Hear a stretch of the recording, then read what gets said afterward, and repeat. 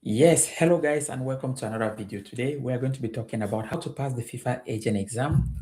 So, as you know, I usually give a lot of ideas and tips on this. So we are going to be breaking down a little bit of tips on how to pass the exam so that it can help you flourish and pass the exam this year. So I'm Gaucho Brian, FIFA licensed agent, and I'll be helping you guys on passing the on breaking this down to pass the FIFA agent exam. So a lot of people try to write this exam and they fail, or they register and fail. So most of you guys who have been following me and we have been doing some preparatory courses from last year who have passed, have always congratulated me. So this year also is another time to let the new people or the new agents, aspiring agents who want to become top agents, register and pass the exam. And to become a FIFA licensed agent, you must pass the exam to be able to become an agent. Before, it used to be you don't need to be an agent. I mean, you don't need to be a licensed agent. Of course, some people still work like that, but the benefit of this is once you're an agent, you have the right, when you have the license, to go into any football club and talk that you're an agent and people trust you. Okay, without delaying, I'll be breaking down some tips on how to pass the exam. Then I'll be doing a course from that 7th of April to probably 20, if I'm not, but well, the dates will be all there. I'll be doing a course from 7th of April that I'll be teaching the registered candidates how to pass the exam so that they can start their agent career. So first, let's look at what we are trying to do today. As you all know, I passed the exam long ago. That was when the exam was, people were writing twice a year. But this time, the first thing I will tell you, the exam is just, you write the exam just once a year. So it's not more as it was before. Before, if you write the exam, let's say 2024, if I'm not mistaken, the last year was 2024. Yes, if you wrote the exam, you could afford to say, I don't do well. If you don't do well in March in the exam, then you might write it. I mean, in May you might write it again. You write it again in November. So it had two periods. But now you just have one time to write the exam. So that's the challenge. So it's better you take the exam, and we never know, in the future you might have that situation where the exam comes once in 2 years. So hopefully it's not that, but you people try to, the best thing is always to try and pass the exam. Okay, so first, how does the exam really works? That's what we'll be talking about. How to study the FIFA agent regulation efficiently. We'll be talking about that. What topics matters most? We'll be talking about that. How to think during the exam and avoid traps. We'll be talking about that. And how to prepare even if English is not your first language. We'll be talking about that. So whether this is, of course, your first time of writing the exam, or you have taken the exam before, all these are just going to help you guide you towards passing the exam.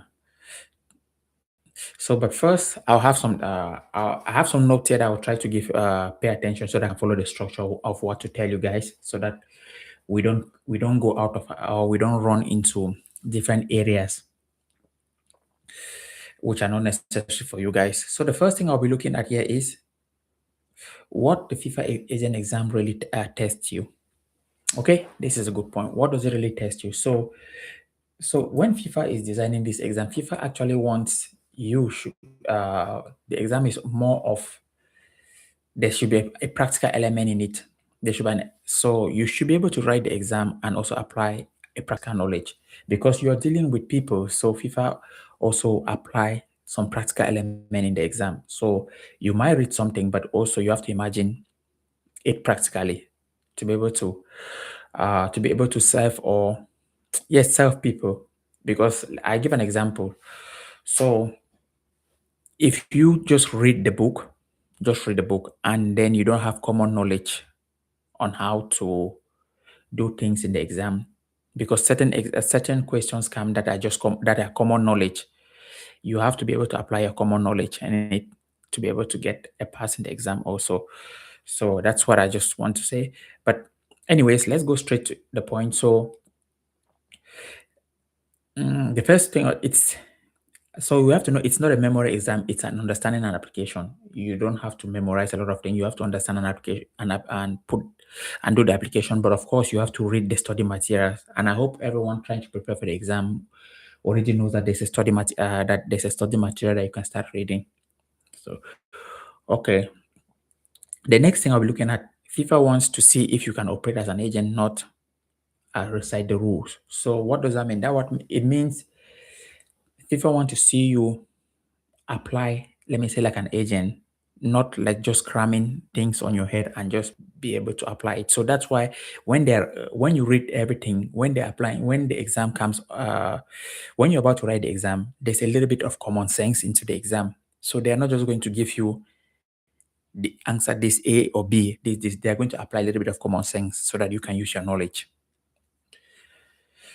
And okay, so the next thing I will say, why people fail the exam? Why people fail the exam is also because they underestimate the exam.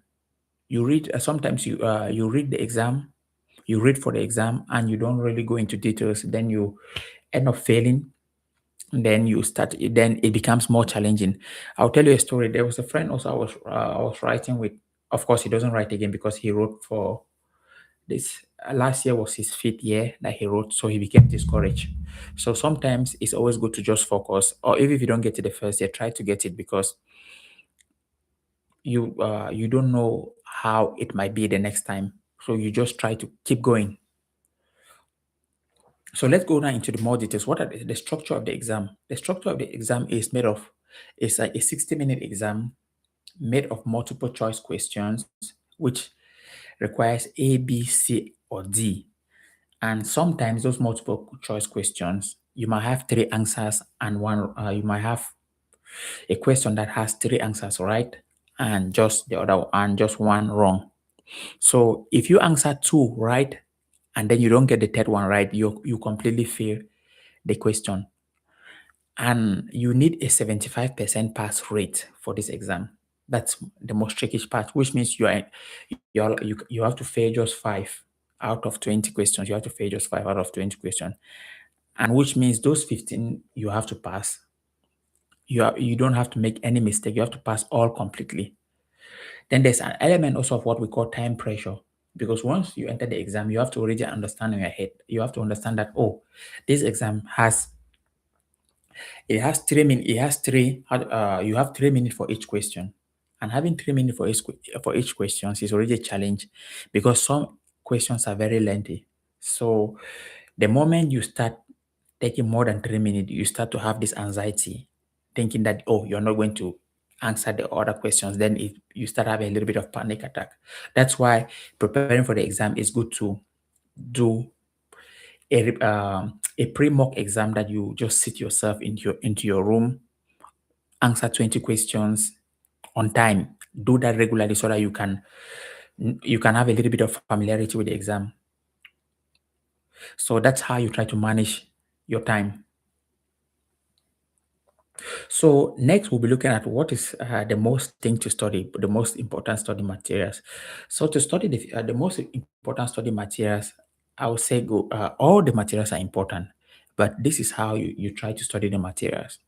You start with the FIFA agent regulation because it carries like 40% of the exam, which is quite good. That if you study the FIFA agent regulation, you have a little bit like 40% of the exam coming from there. Then you have also the regulation of the regulation of RSTP, the RSTP regulation status and transfer of players. That one carries 30% also. Most of them carry 30% of the exam. So that's already 70%. Of course, the RSTP is bulky. Those parts are there are a lot of materials involved there also. So you still need really teaching from someone who has had an experience in passing the exam. So the RSTP also carry a lot of knowledge that the exam comes from. So that's already another part that you have to focus on reading. Then now you have the FIFA status and all those other parts that come. But the way or the safeguard of children. That part also comes. But the thing about the exam is they pick questions from many parts that even if you study the RSTP and study the FIFA agent regulation and you don't study the other parts, you might likely still fail the exam. So that's why it's always good to have a structural approach in reading and preparing for the exam. So those are how you prepare for the exam. I mean, you try those are how you try to manage your time and also study. So the next thing we also know is that the exam also have a study material that you read, which is that you have to read the study material. So one important thing for the exam is how to use the study material. Yeah, because we all know it's an open book exam, but most of the time, many people don't use the book because you don't have time. So let's take for example, the moment you start your exam, you don't have too much time to think to even open the book, because if you open the book and you don't really know where to go, you lose probably 3 minutes of your time. Then you start to get panic. Then you start thinking of, oh no, I have to forget about this book and just write what is off my head. If not, I'm not going to make it. So to use the book also, you must be very familiar with the book.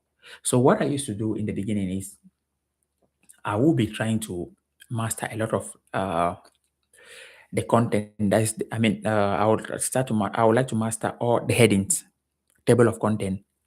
So I used to use that when I used to walk around. I would try to master the table of content to say, hey, where can I find this? I'll know that this table of content, if I open to this place, I'm going to find this material. So you start by mastering the table of content, and then from there also you have to learn how to use the study materials, where if they ask a question and how to locate that question. So, but all these things are the things I'll be also giving how you can find a question on when I'll be teaching the course, how you can find the question. What are the easiest way that you can you can use a sentence to actually locate a question so that you can go and get the rightful answer. So that's also one technique in writing the exam. But also, of course, time management is the bigger thing here, that you have to learn how to be fast. If not, because most of the questions you see in the mock, you might see familiar, but you might not also see familiar. They might be very lengthy question that for you to just read the question takes probably 2.5 minutes or 2 minutes. Before you start reasoning it, the 3 minutes for one question is already gone. So you see, you have to be smart and fast. So sometimes, not sometimes, most of the time, people go say, okay, I'm just going to go through the exam and answer the first, all the ones I can answer. Then I start coming back to see the ones I've not answered and then go through it. So those are some few tips people use. So most of the questions that come features like representation agreement, which is under FFAR, that's FIFA agent regulation. You see minors and legal minors, how to deal with minors, that's under RSTP. Also comes agent regulation, comes disciplinary and sanctions, payment commissionings, agent caps, jurisdiction. A lot of those topics come a lot. So those are things you have to pay attention to. But now, what are common mistakes candidates make? So the common mistake candidates make is they study everything equally. What I mean study everything equally is with a structural approach, you have to know there are some topics you read a lot to know it to, let me say, to your fingertips. You have to know most of the things in that topic. So one of those topics is like the RSTP and also the FIFA agent regulation. You have to master to know a lot of things in those topics. Then the next thing also, you have to learn definitions, because most of the time the definition comes. So you cannot ignore definitions. And then when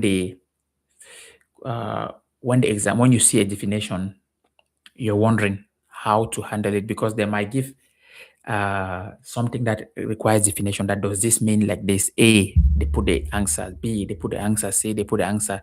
That what does this mean? If you don't know what it is the meaning, you're not going to know the definition of that. So those are the common mistakes that you have to be very sharp and also be smart with your time. So the last thing that we're going to look at is that, or before the last thing, strategy actually work for you to always pass the exam, because you cannot read all the book. You have to have a study structure, how you handle and how you prepare, uh, how you do answer your past questions. Then it helps a lot.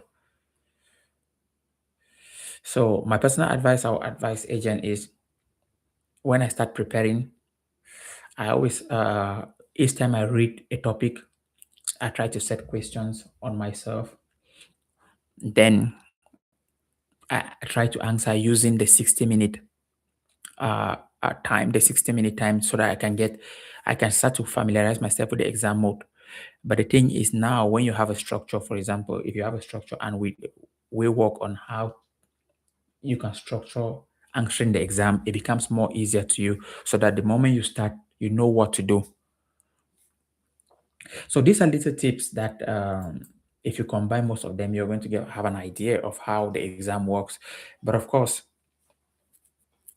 you have to read and then also challenge yourself, then learning to answer past questions, then it can be very helpful. So if you are interested in writing the exam, I will be hosting, of course, a course just the same like last year for those who wrote the exam last year. So I'll be organizing a course also, and that course will be beginning April, and then the exam starts on the 28th of April. So the course will be finishing 1 week before the exam, so that you get your time to do the revision of what we have just learned, and then learn to apply, go to the exam and learn to apply your knowledge there. So that's how it will be. I will drop everything, information for you people, so that you can get your knowledge. I just got a message here. I'm reading everything. Yeah, okay. With this, yeah, great. You have to read everything. But I said the exam also is a structure. You have to. It's good as you are starting to prepare now. The exam also is a structural exam, and there's one thing that also it's challenging, is that I don't know if most people know that the exam, when you always check the passing rate of the exam, is always quite low. The reason why passing rate of like for the example, the year I wrote, I think it was about 19% who passed the exam. I think last year also had a very bad record. I still need to verify more. But the idea is, I'm saying, is most people go into the exam reading a lot and then not focusing on specific tasks. As I said, if you focus on the RSTP, the FIFA agent regulation, majority of the exam comes there. Of course, it doesn't mean you're going to ignore the other parts, but what I'm just trying to say here is the RSTP and the FIFA agent regulation should be complete. You should know a lot there, because majority of the questions are going to come. But now what FIFA does is, even when you know those questions, an example of a question can be, let's look. Let me try to create a scenario how FIFA sets the exam. They say, okay, they can say Adam left Africa to go to you left Africa at the age of 16 to go to Europe to play, to pursue his career as a professional football player. He met an agent, and the agent helped him sign with an academic club, a football academy. So now, for someone who understands the rules and regulation, you already know that Adam cannot leave Africa at the age of 16 to go and play football. So because to leave Africa, you have to be at the age of 18. So these are little traps they set to you. Then maybe the answer might be A. Was Adam is Adam okay to play at an academy? Then another answer, they ask all these things, they ask all these type of tricky answers.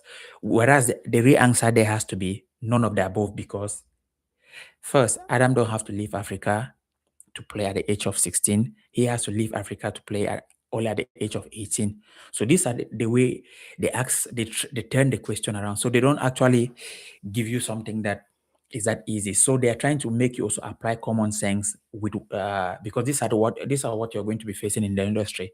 I remember also going to Norway, speaking to a CEO, and he was asking me a question about minors, because minors are big things. Because in the industry this time, a young player can be 14 years and he's very talented, and they are trying to, most clubs are trying to sign him. Many clubs are trying to sign him. So what always happen is, when many clubs are trying to sign a player, what happens is, if you're not careful, there's a lot of I don't want to say corruption. There's a lot of tricky things entering into it, because now agents start to use not the right method to sign the player. For example, an agent can say, okay, if you sign with me, I'm going to take you to this higher club. Another is, they are trying to bring method to to attract the player towards them, whereas without passing through, just communicating with the player. Whereas normally, what FIFA says is, if you want to work with a young player or a minor, the first thing you have to do is to contact his or her guardians at the age of, when they're at that young age, because when they're at that young age, they are not allowed to do any representation agreement. So what I'm just trying to say is, the industry is quite, if you are answering questions in the FIFA agent exam, you have to be very smart in knowing what to answer, because most of the time the questions will be tricky. They are not going to ask you something that is, for example, they're not going to come up and ask you a question like, like, how long is is a representation agreement with a football player? I mean, what's the maximum duration of a representation agreement? It might come, but it's always rare, which we all know. The maximum length of a representation agreement is 2 years, and which is non-renewable.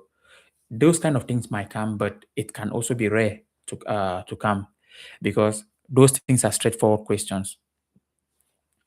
Okay, but that's it for the information today, and there's a wait list on for those who are willing to write the exam. Join the wait list. Then when the course is out, you're going to be notified, because last time when we were hosting the last year, there were a lot of people, so we want to make it a little bit, let's say 20 to 30 people, if that can be possible. But of course, we have to also evaluate a lot of things, but we're trying to make it a little bit more tight group, so that we can really give everyone a better chance of reading and helping everyone pass the exam also this year. So that's it for today. Hopefully tomorrow I'm around to also talk to you guys. I'm a little bit busy, but I would like to always show up and try to give people one or two advice on this. But okay, talk to you tomorrow or another time. Take care. Bye for now. Yes. If there's any question before I go, you can always leave it in the comment section. I'll try to read the comment section, then I can get back to you guys. Okay, take care. Bye for now. Cheers.